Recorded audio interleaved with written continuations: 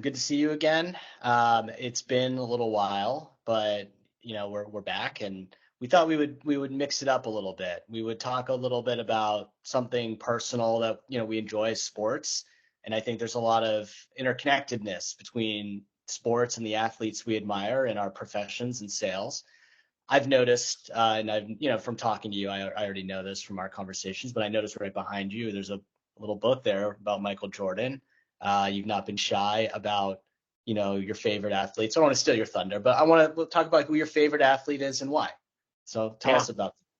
love the question. And, like you said, Jeff, I mean, it definitely has a lot of parallels into career. I mean, the reason Michael Jordan is my favorite athlete of all time is first off because he's the greatest competitor ever.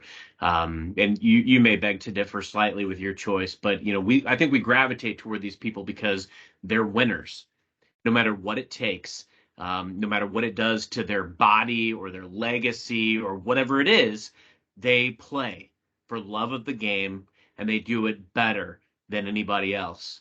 And they take risks, they do it their way. When I think about Michael Jordan, I was very fortunate. I grew up in the 80s and 90s and, great rivalries, right? I mean, we're talking the Celtics and the Lakers and the Pistons and, then here comes Michael Jordan. But he couldn't do it alone. He couldn't, just will his team to a win all by himself. He had to learn over time as he advanced in his career how to engage his teammates, how to be a less selfish player under the tutelage of Phil Jackson. And it's not just all about just watching Jordan, as I watched him win these championships. And I have great memories of, when he won his last championship against the Jazz, running through the streets in my hometown, yelling because I was so excited. It's not just about that. It's even as I've gotten older and I've had to be very resilient in my career. And I've had to, as I'm told no or something's impossible, I realize that's when the work begins. In the pandemic, we saw The Last Dance, right? It was one of the best things that came out of the pandemic. And, what happened when Jordan got bullied around by the Pistons and they lost? He gets out, he hires Tim Grover to get him into shape so that he can take the toughness of the game, and then they come back and win. Jordan Rules, one of my favorite books, and I actually just finished When Nothing Else Matters by Michael Leahy. And these aren't flattering images of Michael Jordan, by the way. Like, yeah, he got on his teammates. He was the biggest trash talker that there ever was, but he backed it up. He got the job done. And we're not looking for our favorite athletes to be elected pope. Like, I know that the guy wasn't squeaky clean. He had a tough personal reputation, but the guy wins. And furthermore, the way doing it his way, he left nothing on the table. I mean, you're talking about a guy who retired to go play baseball after his father was murdered. And, don't get me wrong, you can cast shade on anything and everything. I mean, I know he hit 202 for the Birmingham Barons, but nevertheless, could you or I go out today and hit 202 for the Birmingham Barons? No. And you and I both know that if there hadn't been a strike, he would have made the White Sox. So here's the thing. He comes back, then wins three more. He leaves. Then he goes out to pursue, being an owner. And the best move he made was activating himself, doubling their team's wins, and taking a 19-win Washington Wizards team to within a game of making the playoffs at 40 years old. The guy is the greatest competitor ever. And so no matter what you think about him personally, or even, how he got on his teammates and how he maybe wasn't the nicest guy on the court, he always figured out a way to win. And there was humility in the fact that he realized, I'm successful because I've missed all these shots. I was willing to take them. I've made all of these game-winning shots. And he didn't win every single year he played, but he's the greatest of all time when it comes to NBA basketball players, and he's my favorite athlete of all time. Jeff, I know who yours is, and I admire this person a great deal for a lot of the same reasons. I'd love to hear about your favorite athlete. Well, yeah, thank you. Before we even do that, I'll say we do actually agree on one thing. I agree with you. Michael Jordan's the best basketball player of all time. I don't like when people start even making comparisons between him and other players, especially contemporary players. I think Kobe Bryant, LeBron James, these are amazing athletes. They're great players. Um, Perhaps top five, top 10 of all time. But I think just based on what you described, just the ethos of Michael Jordan, the competitiveness, just nothing, will ever beat that. And it was a different era too that he played in than the one we're in today. And I just think the mental toughness required to do what he did was, second to none. But you're right. I do have a differing opinion on, favorite athlete. It is someone very similar. It's Tom Brady. I am, a Boston sports fan. Some people would call me a masshole. So that's just what it is. What it is. But my father went to the University of Michigan. His whole family actually went to the University of Michigan.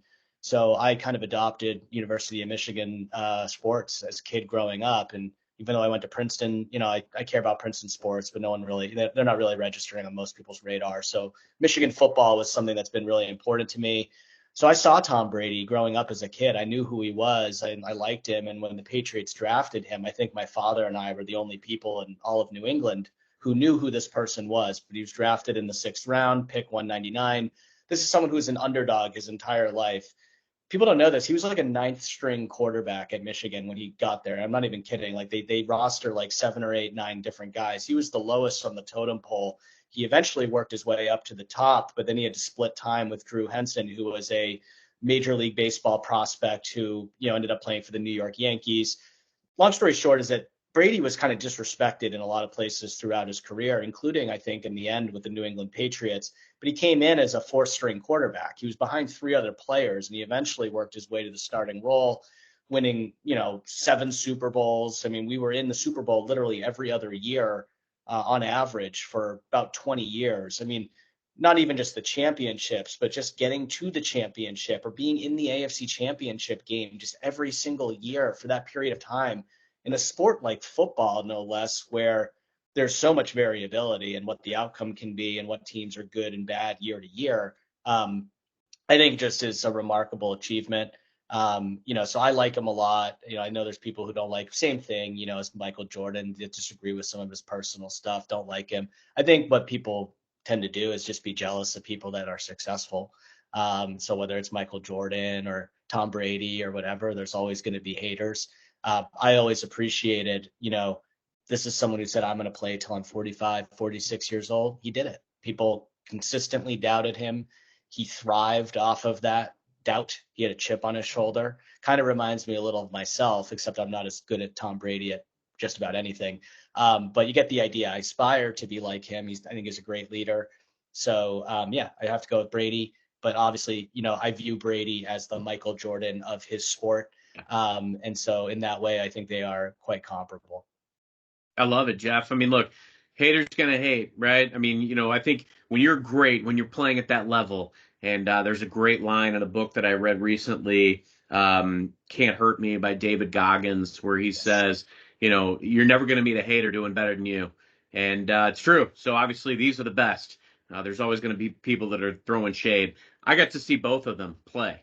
I saw Brady play in the Super Bowl, and I saw Jordan play years ago as a kid, and it was the level of dominance, but also the level of work ethic. I mean, these were the guys that were in the gym first and foremost.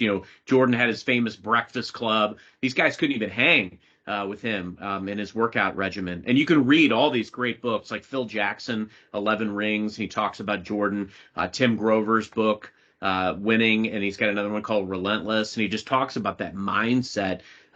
These guys are obsessed not only with the game, they played for love of the game, but they wanted to win above all else. And they had unparalleled dominance in their arenas, countless MVP awards and championships, and they're the best. So, yeah, what a conversation today. And I agree with you because I like to, I mean, at the end of the day, when people ask me, like, what do you want to do or be? I want to be the Michael Jordan of sales leadership. I want to be, able to leave an impact. I mean, these guys influenced apparel and, sneakers and, all this stuff. I figure if you can aim high and be the Jordan of your craft or the Tom Brady of your craft, and you fall even just a little bit short, you'll have quite a career. I agree. Well, we have to get you a shoe or something, you know? We'll Yeah, have to think maybe. about what merchandise we would get for ourselves if we ever achieved the Jordan status. Maybe that'll be next week's topic. Maybe. Jeff, always a pleasure. Good to see you, sir. We'll see you next time.